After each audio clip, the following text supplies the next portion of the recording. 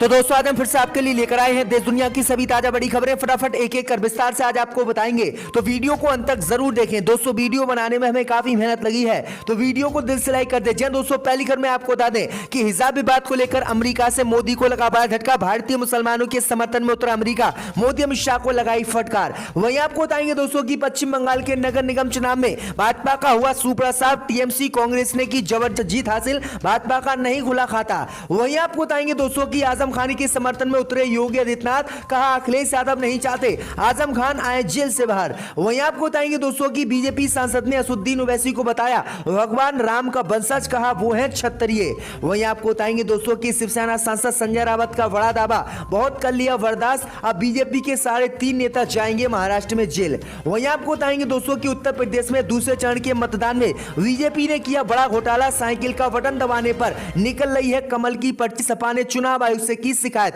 तो दोस्तों सभी खबरों को आपको एक एक कर बताने वाले हैं। वीडियो को लाइक कर चैनल को सब्सक्राइब कर दें और हमें कमेंट में बताएं कि आप किस जिले किस राज्य से हमारी खबरों को देख रहे हैं।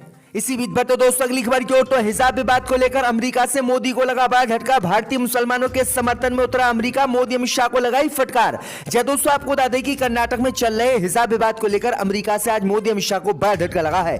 अमेरिका ने हिजाब विवाद को लेकर भारतीय मुसलमानों का खुलकर समर्थन करते हुए मोदी सरकार को फटकार लगाई है। दरअसल आपको बता दें कि अमेरिका ने कर्नाटक में चल रहे हिजाब विवाद को लेकर कहा कि धार्मिक स्वतंत्रता में लोगों को अपने धार्मिक कपड़ों को चुनने की पूरी आजादी होती है।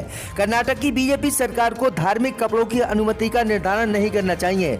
स्कूलों में हिजाब पर प्रतिबंध धार्मिक स्वतंत्रता का उल्लंघन करता है और महिला और लड़कियों को कलंकित और हास्यास्पद पर लाता है।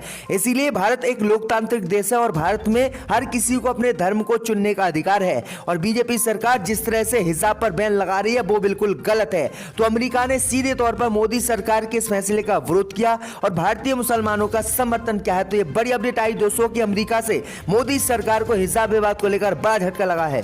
इसी बीच पर तो दोस्तों अगली खबर की ओर, तो आजम खान के समर्थन में उतरे योगी आदित्यनाथ, कहा अखिलेश नहीं चाहते आजम खान आए जेल से बाहर। दोस्तों आपको बता दें कि उत्तर प्रदेश के मुख्यमंत्री योगी आदित्यनाथ ने सोमवार को दावा किया है कि अखिलेश यादव खुद नहीं चाहते कि आजम खान जेल से बाहर आए, क्योंकि इससे उनकी स्थिति को खतरा होगा।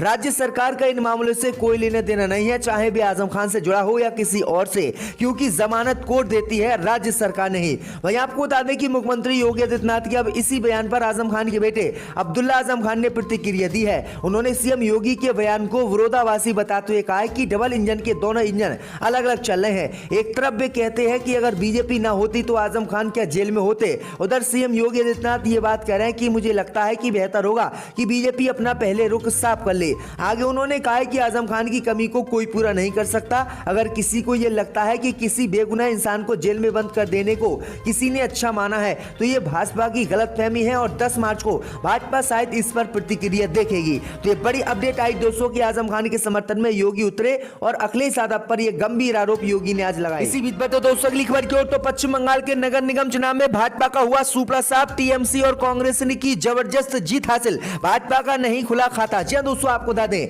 ये बड़ी खबर सामने निकल कर आई दोस्तों की पश्चिम बंगाल की चारों नगर निगमों में हुए चुनाव में भाजपा का सुपड़ा साफ हो गया। टीएमसी और कांग्रेस ने यहां पर जबरदस्त जीत हासिल की है, जबकि बीजेपी का खाता भी यहां पर नहीं खुला है। दरअसल आपको बताएं दोस्तों की पश्चिम बंगाल में चारों नगर निगमों विधाननगर, सिलीगुड़ी, चंदनगर और आसनसोल में जीत टीएमसी ने दर्ज की है। अगर दोस्तों हम बात करें तो टीएमसी ने विधाननगर में 41 में से 39 सीटों पर जीत दर्ज की है, जबकि भाजपा का यहां खाता नहीं खुला है और कांग्रेस पार्टी ने 1 सीट जीती है। अगर दोस्तों हम बात करें तो चंद्रनगर में टीएमसी ने 32 में से 31 सीटें जीती हैं, जबकि माकपा को 1 सीट मिली है और भाजपा और कांग्रेस का यहां खाता नहीं खुला है। अगर दोस्तों हम बात करें सिलीगुड़ी की तो सिलीगुड़ी की 47 में से 37 सीटों पर जो है टीएमसी ने जीत की है, जबकि भाजपा यहां पर 5 सीटें जीती है और कांग्रेस ने भी यहां पर 1 सीट जीती है। अगर सिलीगुड़ी की बात करें दोस्तों तो यहां पर भाजपा का सुपड़ा साफ हो गया है, यहां पर 106 में से 105 सीटें टीएमसी ने जीती हैं, जबकि 1 सीट कांग्रेस पार्टी को मिली है। तो यह बड़ी अपडेट आई दोस्तों की भाजपा का सुपड़ा साफ नगर निगम के चुनाव में पश्चिम बंगाल में हो गया है। इसी बीच में तो दोस्तों अगली खबर की ओर, तो बीजेपी सांसद सांसद ने असुद्दीन ओवैसी को बताया भगवान राम का वंशज, कहा वो है क्षत्रिय। जी दोस्तों, आपको बता दें ये बड़ी खबर सामने निकल कर आई दोस्तों कि यूपी के गोंडा में भारतीय कुश्ती संघ के राष्ट्रीय अध्यक्ष व कैसरगंज के बीजेपी सांसद ब्रजभूषण शरण ने एआईएमएम के अध्यक्ष असुद्दीन ओवैसी को भगवान श्री राम का वंशज बताया है। उन्होंने कहा है कि वो ईरानी नहीं क्षत्रिय हैं। ब्रजभूषण ने ये बात उस वक्त कही है जब वो अपने बेटे और बीजेपी प्रत्याशी प्रतीक भूषण सिंह के समर्थन में जनसभा को संबोधित कर रहे थे। उन्होंने लोगों से अपने बेटे के पक्ष में वोट करने की अपील की और विरोधियों पर जमकर निशाना साधा। उन्होंने कहा कि अगर प्रतीक जीत जाते तो पीएम मोदी के बगल में खड़े होते और कोई और जीतता तो वो आतंकवाद के लिए काम करता। इसी के साथ उन्होंने असुद्दीन ओवैसी को जो है श्री भगवान राम का वंशज बताया है और कहा है कि अखिलेश मुसलमानों का वोट चाहते तो हैं, लेकिन अखिलेश ने बाप को धोखा दे दिया, चाचा को धोखा दे दिया। धोखा देने का उनका काम है और मुसलमानों को भी वह यूपी चुनाव के बाद धोखा दे देंगे। तो ये बड़ी अपडेट आ रही दोस्तों।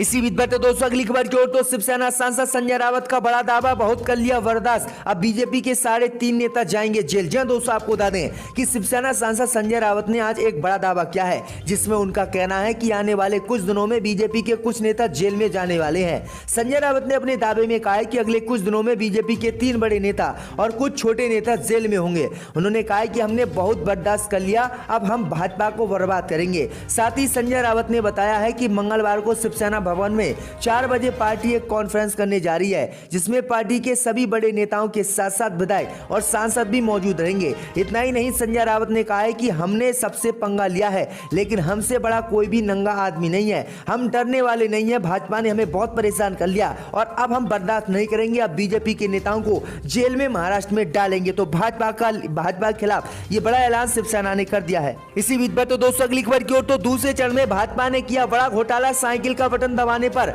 निकल रही है कमल की पर्ची, सपा ने चुनाव आयोग से की शिकायत। जब दोस्तों आपको बता दें कि उत्तर प्रदेश में 9 जिलों की 55 सीटों पर दूसरे चरण में कल मतदान हुआ था, लेकिन इस मतदान में भाजपा ने बड़ा घोटाला कर दिया। दरअसल आपको बता दें कि दूसरे चरण के मतदान में साइकिल का बटन दबाने पर वीवीपैट में कमल की पर्ची निकल रही थी। वहीं आपको बता दें कि सपा ने चुनाव आयोग से इस मामले को लेकर शिकायत की।